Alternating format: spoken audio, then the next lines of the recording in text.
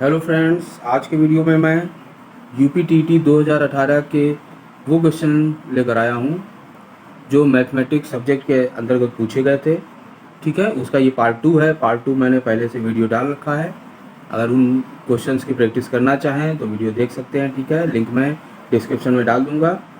तो आइए स्टार्ट करते हैं। ये देखिए क्वेश्चन नंबर 1, इसमें क्या कह रहा है कि 3 की जो पावर है 1989 दिया हुआ है, इसको आपको 7 से विभाजित करना है। ठीक है ना। तो मैंने एक ट्रिक बताई हुई है कि इसमें क्या करते हैं कि आप 7 का नज़दीकी नंबर जो डिवाइड हो रहा है, जो 7 से डिवाइड होगा, उस नज़दीकी नंबर की बात करें तो वो 28 है। जो 4 बार जाएगा 7 चौको 28। तो अब 3 की पावर लें जिसमें कि 28 से नज़दीक कोई नंबर हो, तो वो 3 क्यूब जो है वो 27 आ जाता है। ठीक है, तो 28 को क्या लिख सकते हैं, 27 प्लस 1। ठीक है, या 27 को क्या लिख सकते हैं, 28 माइनस 1। ठीक है, तो इसको हम करेंगे 3 क्यूब और उसकी पावर ले लेंगे, वो आ जाती है 663, यानी कि 27 की पावर 663। ठीक है, तो इसमें बाइनोमियल थ्योरम लगाएंगे हम। ठीक है, जो बाइनोमियल एक्सप्रेशन है, ठीक है, तो उसमें कैसे किया जाएगा, ये 28 माइनस 1 पावर 663। तो इसका एक्सपेंशन कैसे होगा, थोड़ा ऊपर यहाँ लिख लेते हैं कि 28 माइनस 1 पावर 663, इसको लिखा जा सकता है NC0, 28 की पावर n, n जो कि n यहाँ पर क्या है 663 है, तो अभी n लिख रहे हैं, नहीं तो लेंदी हो जाएगा, थोड़ा लिखने में भी दिक्कत होगी। ठीक है, तो NC0 28 और -1 पावर 0। ठीक है, इसी तरह और भी पद, यानी कि NC1 28 की पावर n-1 आएगा और -1 की पावर 1 आएगा। इसमें लास्ट में जो पद आएगा वो आएगा NCn-1 28 power 1 to -1 power 2 plus आपका आ जाएगा NCn। ठीक है, 28 पावर 0 और -1 की पावर n, ये n-1 होगा, ये n आ जाएगा। ठीक है, तो इससे पहले के जितने पद होंगे सारे क्या 28 से डिवाइड 7 से डिवाइड हो रहे होंगे, क्योंकि सब में क्या होगा 28 एक पद के रूप में होगा। पर ये जो आखिरी पद है, केवल हम इसको अगर कंसीडर करें तो NCn का मान क्या होता है, 1 होता है, तो इसको कैलकुलेट करने की जरूरत नहीं है। 28 पावर की 0 कितना हो जाएगा, 1 हो जाएगा, तो ये भी 1 हो जाएगा, ये भी 1 हो जाएगा। यहाँ क्या आएगा -1 पावर 663, तो पावर ऑड है, यानी कि फाइनल क्या बच जाएगा, डिवाइड करने में जब डिवाइड करेंगे तो एक केवल पद -1 बच जाएगा, बाकी सारे डिवाइड हो जाएंगे। ठीक है ना, तो लास्ट पद जो है, जो अंतिम पद है, वो -1 बचेगा। तो इसको जो हम 7 से डिवाइड करेंगे, तो जब इस तरह का नंबर -1 होता है तो बस इस 7 में इसको घटा दीजिए। ठीक है ना, तो क्या आ जाता है, 6 निकल करके आ जाता है। ठीक है, तो अगर शेषफल माइनस में आ रहा हो तो सिंपल जिससे डिवाइड कर रहे हैं उसको इससे घटा दीजिए। तो 6 आंसर, ये 6 आपका आंसर यहाँ से आ जाता है। ठीक है, अगला क्वेश्चन देखते हैं। ये देखिए क्वेश्चन नंबर 2, इसमें क्या कह रहा है, सबसे छोटा ऋणोत्तर, यानी कि नॉन निगेटिव मतलब पॉजिटिव कह सकते हैं, अभाज्य पूर्णांक प्राइम नंबर कौन सा है, तो प्राइम नंबर में निकालना है। सबसे छोटा प्राइम नंबर आपका जो क्या होता है, 2 होता है। ठीक है, 1 नहीं होता है, 2 होता है। तो सबसे छोटा अभाज्य पूर्णांक जो नॉन निगेटिव नंबर है वो 2 होता है। ठीक है, तो प्राइम नंबर कहाँ से स्टार्ट होता है, 2 से, 2, 3, 5, 7 इस तरह के। ठीक है, तो सबसे छोटा अभाज्य पूर्णांक कौन सा है, 2 है। ठीक है, अगला क्वेश्चन देखते हैं। ये देखिए क्वेश्चन नंबर 3, एक बहुभुज के अंतःकोणों का योग कितना है, 2160 डिग्री दिया हुआ है। बहुभुज हैं खूब सारे, इस तरह से जो होंगी, जितनी भी हो सकती हैं, कई होंगी। ठीक है, तो इस तरह से तो कई भुजाएं होंगी बहुभुज, इनके जो अंतःकोण हैं, इन सभी का जो योग है वो कितना दिया हुआ है, 2160 दिया हुआ है। तो इसका एक डायरेक्ट फार्मूला होता है 180 गुणा n-2। ठीक है, वो कोणों का योग हो जाता है। तो इसको हल करेंगे, क्या आ जाएगा, n-2 आपका बराबर आ जाता है 2160 बटा आपका 180। ये कटेगा, तो ये कट जाएगा, 18 × 9 18, 3 बचा 36, 18 दूनी 36, यानी कि 12 आ गया। तो n बराबर क्या आ गया, 14 निकल करके यहाँ से आ जाता है। ठीक है, तो ये ए ऑप्शन यहाँ से सही हो जाता है। ठीक है, अगला क्वेश्चन देखते हैं। ये देखिए क्वेश्चन नंबर 4, इसमें क्या कह रहा है कि 1 सही 1/2, इसे 11 सही 1/2 और 111 से 1/2 है, इसमें 1111 से 1/2 है। तो इसमें जो भी संख्या दी हुई है सिंपल इसको आप क्या लिख सकते हैं, 1.5 लिख सकते हैं। इसको क्या लिखा जा सकता है, 11.5। इसी प्रकार इसको 111.5 और इसको उसी प्रकार 1111.5। सभी को जोड़ने को कह रहा है, जोड़ दीजिए, ये सारे पॉइंट अलग कर लीजिए। तो ये 1 + 11 + 111 + 111 + 2, तो जोड़िए, इसमें क्या आ जाएगा, 1 2 3 4 यहाँ आ जाएगा, तो 3 इधर आ जाएगा, फिर 2, फिर 1 और फिर 2, तो 1 2 3 6, ये इसका क्या आ जाता है, आंसर आ जाता है, जो कि आपका क्या है, बी ऑप्शन है। ठीक है ना, तो आसान था, थोड़ा सा दिखने में कंफ्यूजिंग लग रहा था, बाकी इजी है। ठीक है, अगला क्वेश्चन देखते हैं। ये देखिए क्वेश्चन नंबर 5, यदि सभी प्राकृतिक संख्याओं ए और बी के लिए a × b दिया हुआ है बराबर कितना है, a⁻b a² + b² - ab, तो 9 * 10 का मान निकालना है। तो सिंपल 9 * 10 निकालेंगे, तो 9² + 10² - 9 × 10, a × b है ये, तो 9² कितना हो गया, 81, ये 9 है, +100 - 90, तो ये जाएगा, यहाँ 10 बचेगा, 10 में के जोड़ेंगे तो 91 हो जाएगा। 91 क्या आ गया, इसका आंसर आ गया। ठीक है, अगला क्वेश्चन देखते हैं। ये देखिए क्वेश्चन नंबर 6, ये क्या कह रहा है, यदि x और y शून्येतर वास्तविक संख्याएं हो तो x² + y² x² + xy + y², तो ये क्या है, इसमें क्या होता है, हमेशा ये क्या आता है, धनात्मक आता है। ठीक है, ये क्या आएगा, हमेशा >0 आएगा। इसको एक तरह से और लिखा जा सकता है, x² + y² + 2xy - xy। ठीक है, तो ये आ जाएगा x + y² और -xy। ठीक है ना, तो इसका मान हमेशा इससे बड़ा होगा, चाहे कोई भी वैल्यू x और y की, चाहे पॉजिटिव वैल्यू रखें चाहे निगेटिव। अगर निगेटिव रखते हैं तो ये भी वैसे ही पॉजिटिव हो जाएगा। ठीक है ना, अगर यहाँ क्या है, स्क्वायर है, तो हमेशा पॉजिटिव रहेगा। तो इनमें से ये हमेशा बड़ा होगा, इसलिए हमेशा कैसा देगा, ये >0, हमेशा धनात्मक नंबर आएगा। कोई नंबर रख के देख सकते हैं चाहे तो। ठीक है, तो रख लेते हैं, 2 और 2 रखिए, क्या आ जाएगा, 2 और 2 4 का स्क्वायर, और ये सिंपल 2 और 2 4 आएगा, तो >0 आ गया। माइनस से लीजिए, +2 रखिए, -2 रखिए, तो +2 - 2 ये 0 हो जाएगा, +2 - 2 ये फिर प्लस हो जाएगा। ठीक है, तो इस तरह से अगर 1 + 1 माइनस रखेंगे तो हमेशा पॉजिटिव आएगा, दोनों माइनस रखेंगे तब क्या होगा, तब ये फिर से पॉजिटिव बन जाएगा। ठीक है, क्योंकि ये स्क्वायर है, तो हमेशा धनात्मक मान ही देगा। अगला क्वेश्चन देखते हैं, क्वेश्चन नंबर 7, इसमें क्या कह रहा है, संलग्न चित्र में एस्ट्रिक के स्थान पर संख्या होगी, तो यहाँ पर ये एस्ट्रिक लगा हुआ है। तो इसमें देखिए एक समानता है, यहाँ से ये और ये बीच वाला निकालना है, तो बीच वाले में रिलेशन देखते हैं।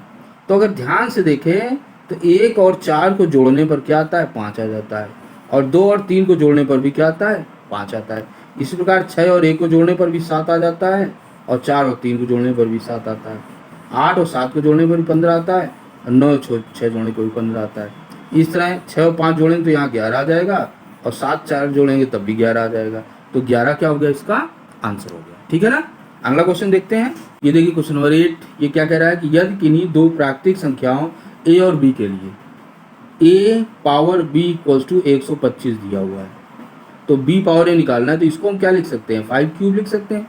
तो यहाँ से a 5 हो गया और b क्या हो गया, 3 हो गया, तो इसका रिवर्स कर दीजिए, b⁻a निकालेंगे तो क्या आ जाएगा, 3⁻5 हो जाएगा, और 3 की पावर 5 निकालेंगे तो ये आता है निकल करके 243, 243। ऑप्शन भी है यहाँ पर, यानी कि ये हमारा जो तरीका था वो सही था, और ऑप्शन भी दिया हुआ है 243, तो आंसर हमारा सही हो जाएगा। ठीक है, अगला क्वेश्चन देखते हैं।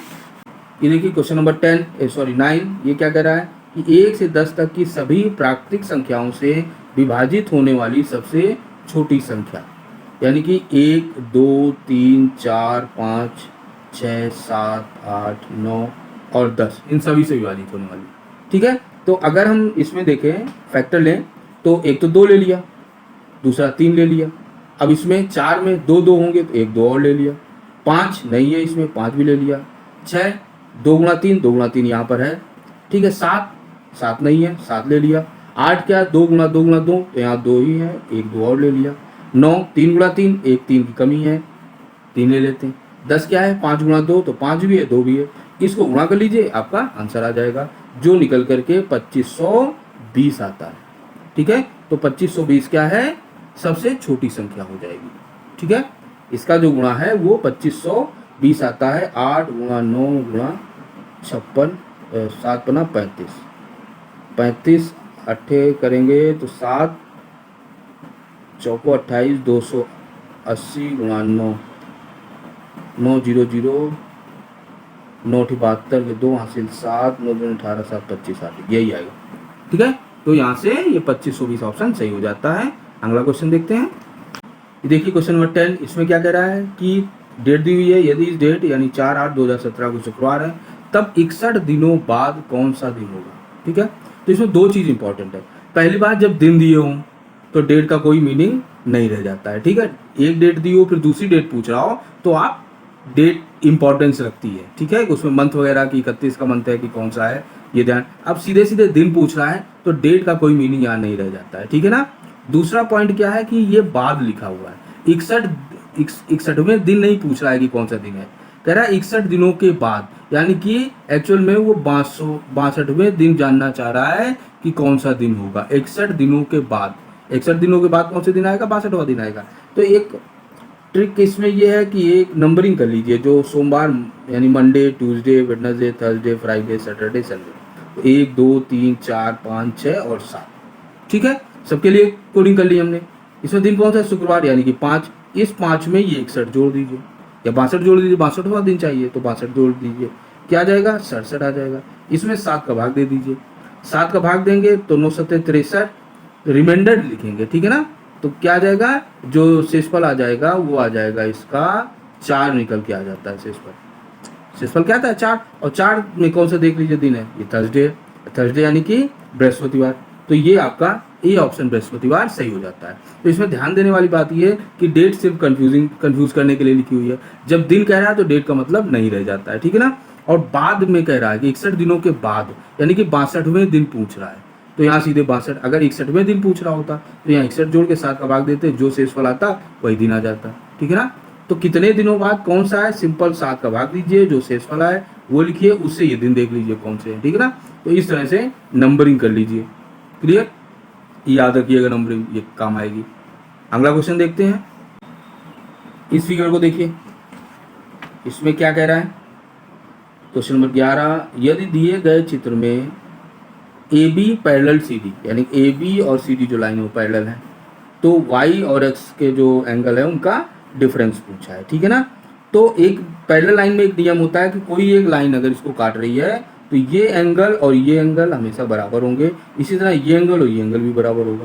तो ये 120 है तो ये भी 120 हो जाएगा। ये 120 है तो दोनों एंगल का योग कितना होगा, 180 होगा। तो ये कितना आ जाएगा, 60 डिग्री निकल करके आएगा।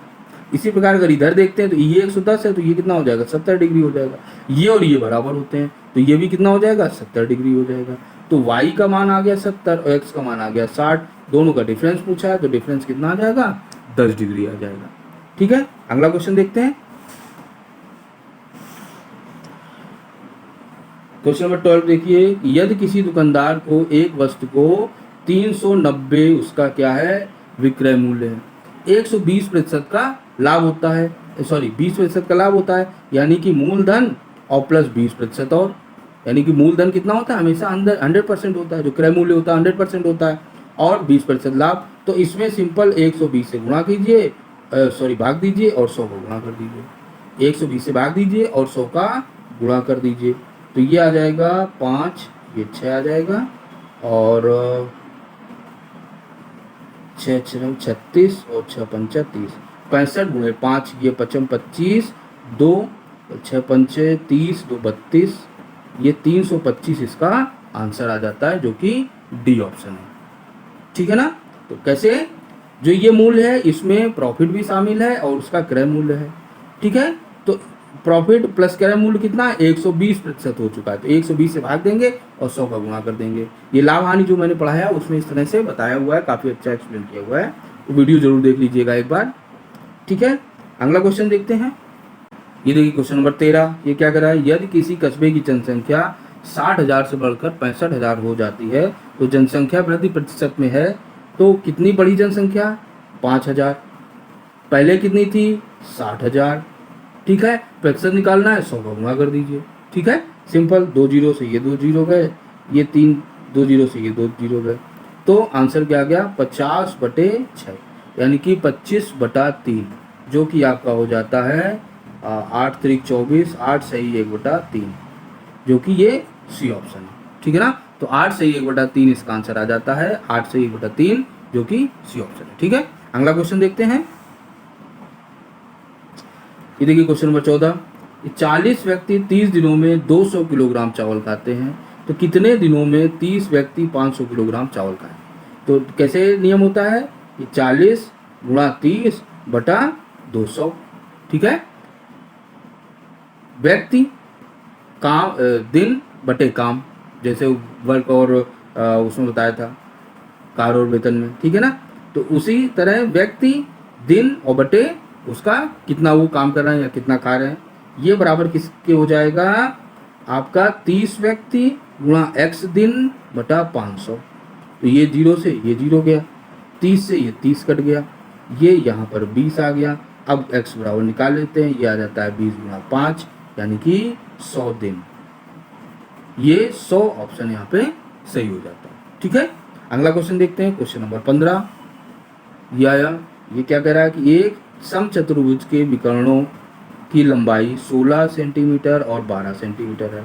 चतुर्भुज की भुजा, तो ये हो गया समचतुर्भुज, इस तरह का कुछ। ठीक है, एक ये क्या है, इस तरह से 12 दी हुई है, ये क्या दी हुई है, 16 दी हुई है। ठीक है, तो समचतुर्भुज की क्या प्रॉपर्टी होती है कि सभी भुजाएं उसकी समान होती हैं और जो उसके विकर्ण होते हैं वो 90 डिग्री पे काटते हैं। ठीक है, मैं बना नहीं पाया हूँ, पर छोटा बड़ा हो गया इसलिए ऐसा है, ये 90 डिग्री होता है हमेशा। ठीक है, तो ये अगर 16 है तो ये 8 और ये 8 हो जाएगी, ये कितनी हो जाएगी, 6 और 6 हो जाएगी। तो ये अगर 90 डिग्री है तो आप यहाँ पर क्या ये रूल लगा सकते हैं कि इसका स्क्वायर यानी कि 6 का स्क्वायर 8 का स्क्वायर बराबर इसका स्क्वायर, तो भुजा आ जाएगी इससे। तो भुजा ए बराबर आ जाती है 8 का स्क्वायर प्लस 6 का स्क्वायर, यानी कि आ गया 64 प्लस 36 जो कि 100 होता है, तो इसका मान क्या आ गया, 10। तो भुजा क्या आ गई यहाँ पर, 10 सेंटीमीटर निकल कर आ जाती है। ठीक है ना, तो इसमें फिगर उतना क्लियर नहीं बन पाया है। ये जो कोण है समचतुर्भुज का नियम होता है ये कि हमेशा 90 डिग्री काटते हैं और जो भुजाएं होंगी वो बराबर होंगी। ठीक है ना, इस तरह से ये रूल लगा करके हम यहाँ पर भुजा 10 सेंटीमीटर निकाल सकते हैं। ठीक है, तो इस वीडियो को यहीं फिनिश करते हैं। अगर वीडियो अच्छा लगा है तो वीडियो को लाइक कीजिए, दोस्तों के साथ शेयर कीजिए और चैनल को सब्सक्राइब नहीं किया तो इसको सब्सक्राइब कर लीजिए। मिलते हैं अगली वीडियो में, तब तक के लिए नमस्कार।